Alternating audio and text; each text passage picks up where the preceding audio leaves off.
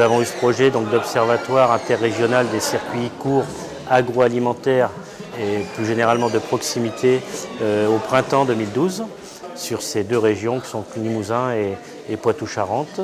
Sur ces deux régions-là, on a tout le versant atlantique du Massif central et on va retrouver tous les systèmes de production qui vont de la moyenne montagne jusqu'à l'océan Atlantique. Même si on considère que c'est des régions souvent très peu peuplées, il y a un support urbain, il y a aussi un support de production puisqu'il y a plusieurs milliers de producteurs engagés dans les circuits courts dans les deux régions. On est dans une logique avec cet observatoire de recherche-action, c'est-à-dire d'une utilité sociale aussi de nos actions de recherche. On a souvent des commandes pour organiser des rapports, produire des connaissances en matière de circuits de proximité. Et ce dont on s'est rendu compte, c'est qu'on avait du mal à suivre l'utilisation qui en est faite, c'est-à-dire que le syndrome du rapport tiroir. Dans le cadre d'un observatoire, l'idée ce serait de co-construire les objets d'étude et de suivre leur utilisation avec les acteurs.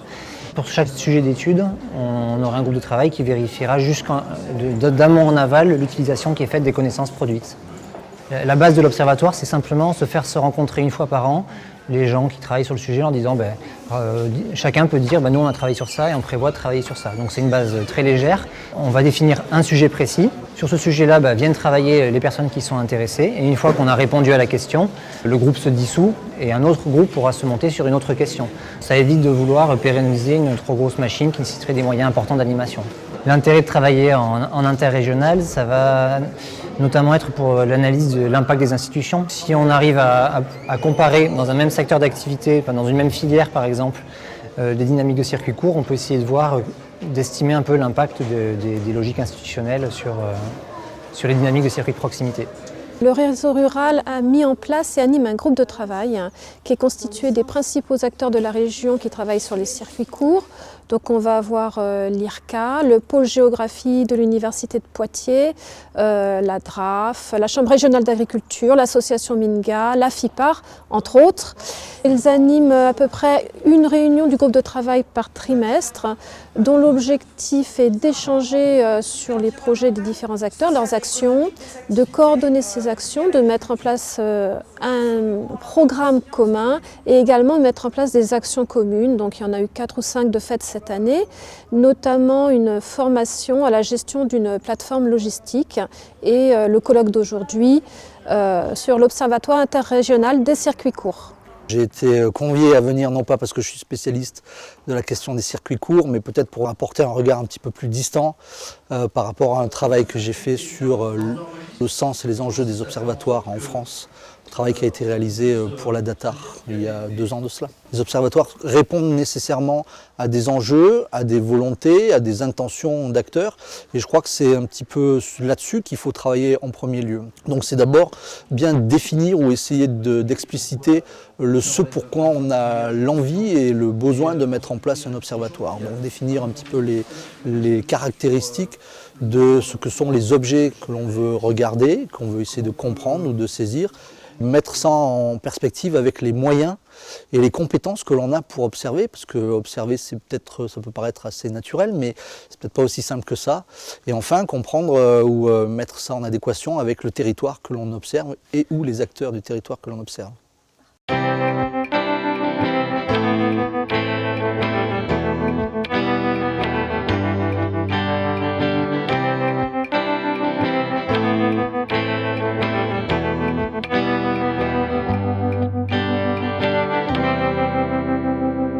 Alors nous, on a réfléchi à ces questions milieu des années 2000, en 2004-2005, à partir de questionnements de producteurs ou de groupes de producteurs et de consommateurs.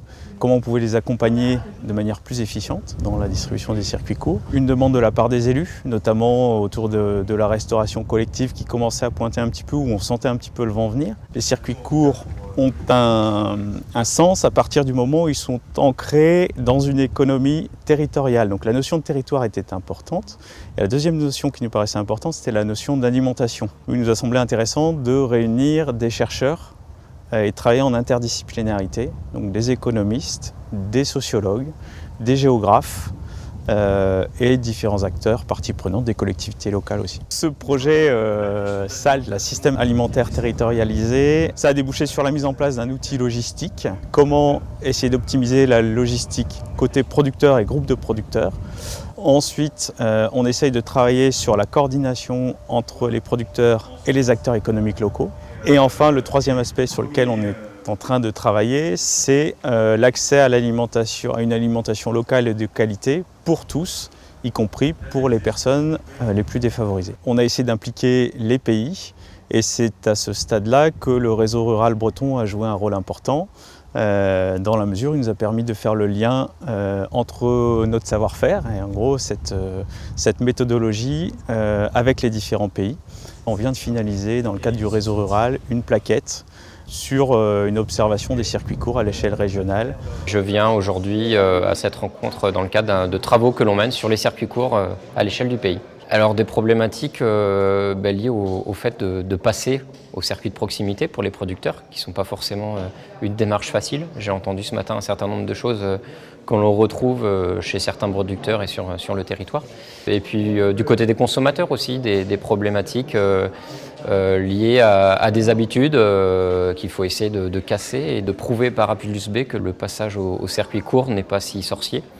Essayer de répondre à des problématiques, des questions de logistique à l'échelle du pays, à l'échelle d'un bassin de vie, d'une communauté de communes par exemple, sur l'approvisionnement des cantines, entre autres. Un observatoire peut permettre peut-être déjà de se poser les bonnes questions. Pourquoi pas aller dans des actions expérimentales sur des petites entités, avec un groupe d'acteurs, sur une action précise. Le rôle du réseau rural Poitou-Charentes a été fondamental dans le montage de la journée et aussi dans la longue durée, je pense, de ce projet.